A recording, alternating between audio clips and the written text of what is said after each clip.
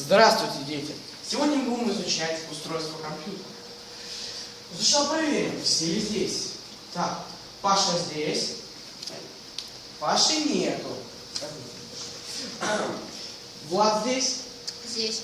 Витя здесь. Здесь. Никита здесь. Здесь. Слава здесь. Да. Все, приступим. Вот это устройство называется системным блоком. Оно предназначено для хранения деталей компьютера, которые нужны для его работы. Вот это называется блок питания. Он нужен для того, чтобы подавать ток к устройству. Вот это материнская плата.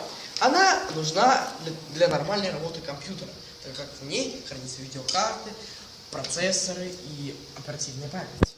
Видеокарты нужны для того, чтобы в компьютере была вообще какая-либо картинка. На некоторых материнских платах есть встроенные видеокарты, которые поставлены, скажем так, в саму материнскую плату, но они бывают очень плохие. Вот это клавиатура. Клавиатура нужна, это устройство ввода, скажем так. Мышь тоже устройство ввода, но, скажем так, оно не для того, чтобы печатать, а для того, чтобы вводить мышкой. Для вставления диска.